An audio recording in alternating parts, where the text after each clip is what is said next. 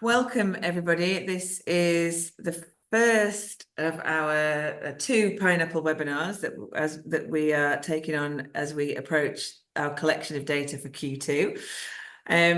So on screen today, you've got three of our four co-founders. You've got Philip, give us a wave, Will and myself, Abby. We'll be talking for the next 30 minutes very snappily and succinctly about Pineapple, why we set it up, what's happened in Q1 in terms of the report, how people have used it, with hopefully giving you enough information and encouraging you to sign up by the end of the call.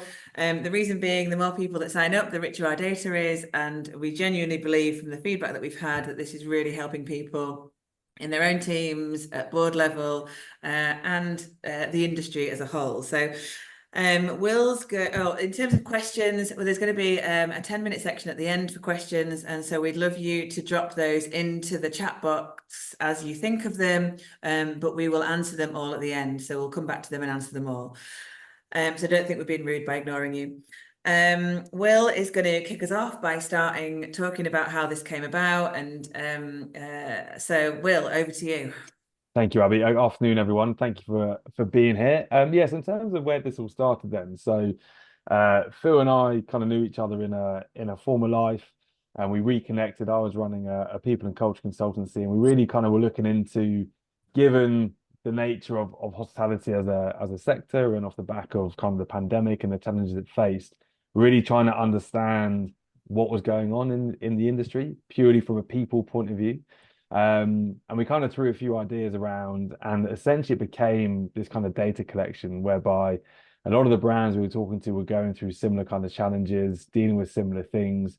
And almost we came to the idea, well, actually, if we could understand the industry as a whole in whatever format that looked like, we could then help brands make the best people decisions they could in relation to people strategies and hiring and retention and all these sorts of things. So that was kind of the premise of it. And we had a number of iterations. We were able to pull together a pretty kind of stellar group that we piloted a few ideas and had a few roundtables and conversations with. And the hook and crook of it is really that then became what is now Pineapple, which is this ability to really kind of dive into all the people metrics within the industry as a whole, to allow members, to allow brands the most information they can possibly get on what's happening within the industry, what are the trends, what are the insights, to which they can make the most informed decisions about what they want to do with their people, and really being able to kind of create that comparison, that benchmarking process. So it was really kind of born from this idea of, we just want to do good in the industry, and help people as much as we possibly can. And as I say, it kind of has taken the format it's taken. And as Phil and Abby will kind of go on into now, some of the brands we've got kind of on board, and the ability it's given them to make proper decisions. And I don't use the word proper kind of in an undermining kind of word, but proper decisions around people that can generally influence the organization as a whole, because they've got much richer information by which to do it with and see the returns. So that's kind of how it started and where we are now, and hopefully that leads nicely, Abby, into you and Phil. Thank you, Will. Philip's going to tell us now a bit about the story so far and what's happened in Q1, our first official report following almost 12 months of piloting. So yeah, over to you, Philip. Oh yeah, so very simply kind of how it works. Really, we did with this sort of, we call them the OG group, the originals we put together of a few of the guys I know that obviously take this stuff kind of seriously, and we did 3 monthly reports with those guys, putting together some metrics, and we kind of tweaked and shaped it, as Will said, over time. They said some things are more important than others, and we've ended up with where we're at, around 12 metrics that we're going to cover in the report quarterly. Q1 was the first one where we kind of went out to the masses. We had 70 people subscribe to the platform, 70 brands subscribe to the platform, of which 58 gave us their data in Q1. Covered about 38,000 employees across all those businesses. So it's a really rich data set already. So we're super chuffed with where we've got to. Obviously, the nature of this thing is the more data we get, the better it gets. So we just want to try and we want to try and double that really by the end of the year is our kind of internal target, and to get as many people contributing data. And that's kind of the crux of this whole thing, really. Like we need people to be in it to kind of win it. We want everyone to contribute their data in a quarterly cycle to the report, and then our data science guys, G and Sandy and Ryan, will punch it all together, and we try and get a report back to you a couple of weeks after that. So that's the kind of broad cycle of this thing. The next data collection capture is on July the 1st. So we go out with a survey link, and I'll work backwards from there in a second. But we go out on July the 1st now, looking for Q2's data, which is April the 1st to June the 30th. So we're looking to capture your data within that period. July the 1st, we'll go out with our survey link. We give you a couple of weeks to submit your data through our survey platform. And then we give ourselves a couple of weeks after that to get the reports back to you. So working back from that July the 1st point in time, if you guys subscribe, what we can do is send you a survey template on Google Sheets, which you can download into Excel or keep on Google for yourselves. And what we really urge people to do is go into their HR systems, depending on what you use. It might be a suite of HR apps or like a Big Fourth Analytics or a Harry. Go into your systems on July the 1st and start collating all the data points we need.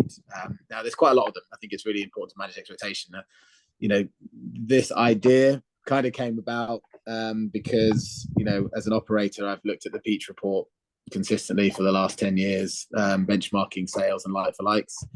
And I thought, why isn't anyone doing that in the people space? Now, of course, benchmarking sales and getting sales data is super easy. Getting people data isn't quite so easy. And to make sure it's meaningful, we wanted to cover quite a large range of metrics and give you some benchmarks across a number of areas. So we're looking at things like internal progression, 90-day turnover of your new hires, turnover overall last quarter and by role. Team stability is one that Will, in particular, with his sports background, has introduced me to. So this idea of how long have your management team's been together in one location. What else? I always forget one. What am I forgetting? Team stability. Did you say less than 90-day turnover? 90-day turnover is in there. Internal progression. Internal progression, yeah, management. So, and then some salary and hourly pay benchmarks and D&I stuff as well around age, ethnicity, and sex across your workforce. And then some cool stuff like labour cost, bonus potential per role, and training budget, which is a really interesting one. So, what is your training budget as a percentage of your sales? And we've had some really good feedback across these metrics. Some people prefer ones than others, and they've really used some. But the feedback we're getting from a lot of the people directors is that it's really helped either validate something they've already done as working, or it's shown a gap where perhaps they need to spend a bit more time. Loads of feedback on that around internal progression in particular. And then training budget as well was a really interesting one. So for us, as I say, we definitely don't want to be a consultancy. We're not here to try and tell you what to do or how to run your businesses. What we want to do is offer you some insight and some numbers that helps, as I say, either validate or stop or start or do more of something. I've been in enough exec rooms and boardrooms to know that this stuff doesn't get enough airtime, in my opinion. And as someone who's kind of obsessed with the people and culture space in hospitality and has been in my own business and continues to be, I just feel like if we want to move the conversation on, we need to give people directors and HR guys a few more weapons to go into a boardroom or exec and make a case for a budget or a particular strategy. And as you guys obviously also know, you do something in the people space, it doesn't happen overnight. It usually takes 3 or 6 months to have an effect. So for us, Pineapple, first and foremost, will be a suite of benchmarks for you, but we also want to add in some insight analysis as well. So once we get, a couple of quarters of data under our belts, we can start looking at how metrics trend from one quarter to another. We can start looking at the interaction and the correlation between things. And there's a few metrics on there when you look at the full suite, and you may even not track them already, or you might think they're a bit left field, but actually, things like team stability, I think, will have high correlation to turnover and to performance in general. So we're not just looking to give you some kind of headline stats that I know that everyone tracks, like turnover. There's some kind of what I would call almost secondary metrics here that I think when you throw them into the pot, and you mix them together, I think we'll see some really interesting correlations. So our data science guys will do that as well and issue some reports and some analysis on what we're seeing as a correlation between data points. So that's kind of more examples on that, Philip, that in terms of what you think might correlate in a really interesting way.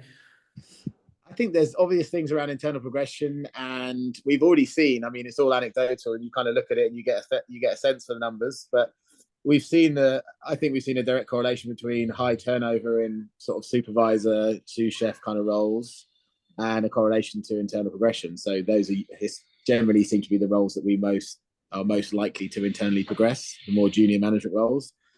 And coincidentally, they're the ones that seem to have the highest turnover as well by role. So, there feels like there's a connection there, right? Training budget is really interesting when you throw that as a sort of a third metric into that equation, try and figure out if that's something that needs to shift. Team stability, I think we're still learning on that one. We're seeing team stability at around 30 months, as in the accumulation of the management team within a restaurant by months. How long have they been together? I think it's too early to tell what the right number is there for hospitality. I know Will's got some real data backing up what the right number is in sport, but I'm really excited to see how that one shapes over the next year or so, and try and figure out. I think we can all agree that when teams stick together, we generally see performance improve. I have a suspicion, based on my own experience, that there's a cliff edge to that as well, where a team can be together for too long in hospitality and it can get a bit cliquey and a bit too familiar.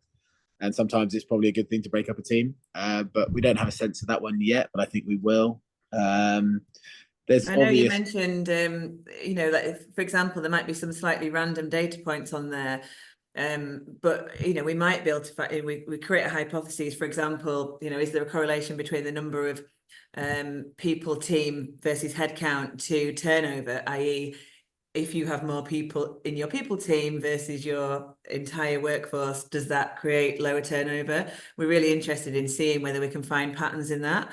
Or, for example, if there's a more age diverse workforce, does that lead to lower turnover? I'm really excited about the not just the splat data, but what we can correlate in the future. Yeah, no, absolutely. I think that's, if anything, the benchmarks, I think, are really helping people just make a few decisions and guide a few decisions, say validate either something they've done or not done. I think the insights is where it gets super sexy, I'll be honest. I think that's where hopefully we can get some really cool stuff. And the other part of Pineapple is we want it to be a community. Like, we want to share those insights with you, and we want to get some opinion and some thought and some debate going. Like, we love the idea of getting 30 or 40 of you in a room, sticking an insights report on the table and going, what do we all think of this? And getting into a good heated argument, I hope, about all of it, about what we think works and what doesn't, kind of rooted in data. As I say, there's a lot of gut feel out there, myself included, over the years. There's a lot of gut feel about what we think works. And I think if we can mix a bit of gut with a bit of data, then I think we're in a really good place. So, but I'm just going to try and share the report. Sorry, Philip, for anybody who's watching it, you can carry on talking, but if I might cock this up, but I'll try and share it now so that if people are watching it, they can see a little snapshot of it. Love it. So yeah, look, there's a lot of metrics in there. As I say, we've kind of road tested this thing, and those are the metrics people wanted to see. As a consequence, there's quite a lot of data points we're going to ask for you every quarter.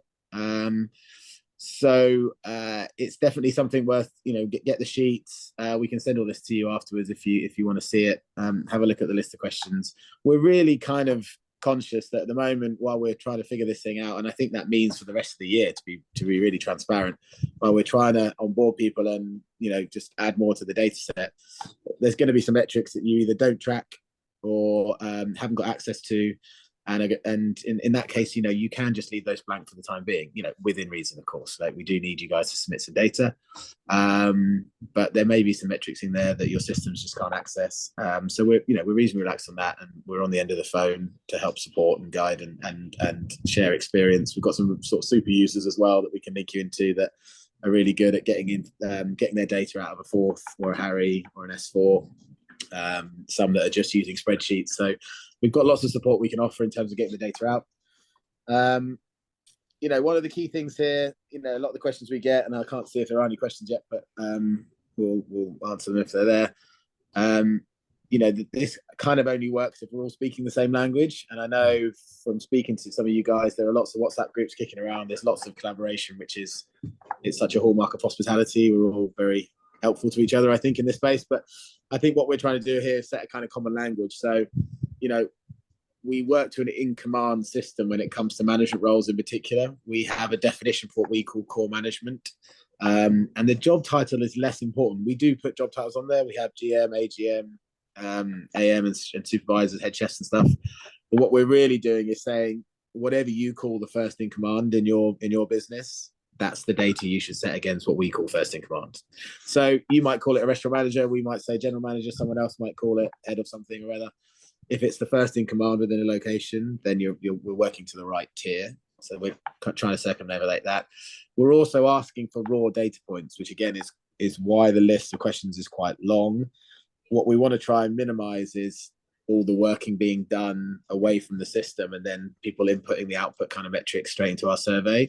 So instead of asking you for your year-to-date turnover percentage, we ask you how many employees you've got as of, in this case, June 30th, and how many leavers have you had in the last 12 months. So we'll ask you for those 2 points, and then we'll do the calculation. And the reason we do that, of course, is that everyone's then, in theory, talking the same language, and the metrics are as clean as they possibly can be. I'm going to stop there. I feel like I've covered it, and maybe there might be some questions or not, as the case may be. We've got, just before the questions, I'm just going to share one more thing, which is how people would subscribe. So we're going to share the website link with you. In terms of cost, I hope you can see that. Just let me put it onto that one. Oh, I don't know how to do that. Oh, no, you can see it there. In terms of cost, you can see here that we've got for less than 250 employees, the cost to subscribe is £500 per year, or you can pay quarterly. Between 251 and 1,000 employees, it's £750 per year, and again can be paid quarterly. And over 1,000 employees, that's £1,000 per year. So that is on our website that you can go to and subscribe. The next, obviously, opening, which Philip said, we start collecting data on the 1st of July with a current data deadline of the 16th of July. In terms of feedback from people inputting data, it's kind of split. There are people that have gone, this was really easy, it took me half an hour. And there are some people who maybe are not used to collecting metrics like this, that it has taken a little bit longer. But I think, as Philip said, we are always there to support and give as much support as we possibly can. And we've got super users within the business who can help with specific systems. Questions. The other thing to mention at that point, if there are multiple brands within the organization, or you want multiple reports, for example, JKS would want different reports for their different brands within the organization, that's something that we can do as well. Questions, are you ready, Philip? The average turnover of in QSR, so I'm presuming you mean full employee turnover, and we can probably get, we can give you that on the report. Have you got a report in front of you, Philip? Share my screen. Let me just share this one again, and then I think I can see it on here. I've got it here. 1 second. If we go down to coffee, we will be able to tell you what that is. There's a QSR one, right? Is it QSR? QSR, coffee, that's coffee. One moment, pubs and bars. You can see here she's scrolling as well. So when you give us your data, the black line is your data on every graph, so you can see yourself benchmarked against the industry on every metric. So you should be able to see there. What was the question? Turnover. Yeah, so if yours is 80%, that is less than industry average, because we are tracking at 103% for QSR. So arguably you're doing something well. If that's MAT, by the way. Yeah, that's you can see that. Hopefully you can see my screen there and see that figure. We've separated coffee and QSR. I can probably tell you what coffee is as well. I can drop that in. I can drop that over to you shortly. Is your brand data anonymized on the report? Philip, do you want to talk a little bit about that? Yeah, super key. So this is a sample report. So the benchmark data here is all the stuff on the pink bars. It's all real. The your data stuff, just for clarity on this one, is a jumbled up version of a bunch of reports, so there's no in particular brands. But yeah, anonymity is absolutely crucial to this. We're asking for some pretty sensitive stuff, so the survey is all secure. It goes straight into our data science team. I mean, we don't even see that stuff going in.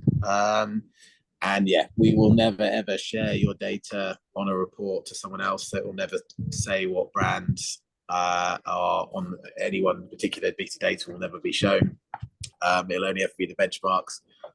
We're not going to tell other people your data. We're not going to use it on LinkedIn, and we're not going to sell your specific data to suppliers. We will provide, we will look at a supplier subscription where they can just see the benchmarks if they want it, which may help their businesses, but we'll never ever share brand data, individual brand data anywhere. It's really important to us that that you guys feel comfortable giving us your data. So it doesn't work if you don't. So. And in answer to your coffee question, the MAT in coffee is 112%.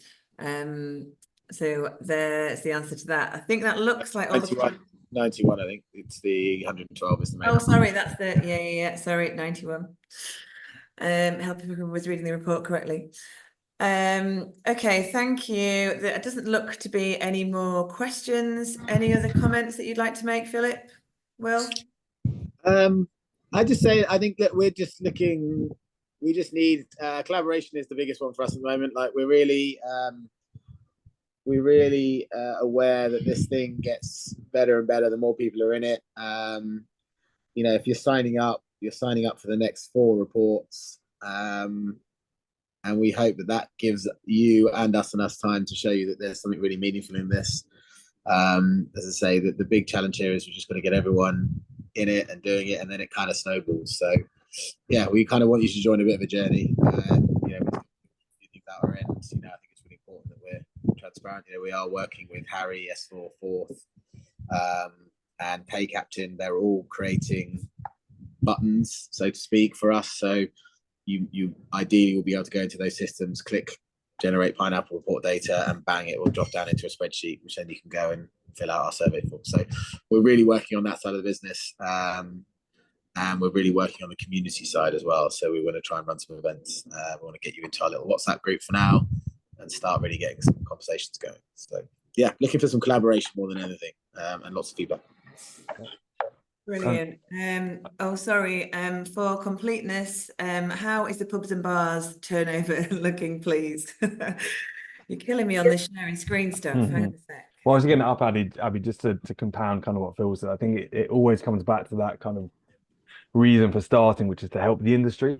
So if we can help brands and we help enough brands, we then help the industry as a whole. So just to compound what Phil said, the more people we can get involved with this, the more we can help change the industry as a whole through the use of these people metrics and people data. So so we're looking forward to hopefully seeing you as Phil said, join the journey, join the crusade. Brilliant. In answer to that question, 90.7. Okay, thank you very much for everyone who's joined us, or if you're listening to this after, we're going to share our website address, which is www.thisispineapple.uk, where you can subscribe, and the next data collection for Q2 is from the 1st of July, with a view of having a report out for your use by, are we on about 7 days after the deadline, Philip? 2 weeks. Okay. Okay, brilliant. All right. Thank you very much, everyone. Have a good day.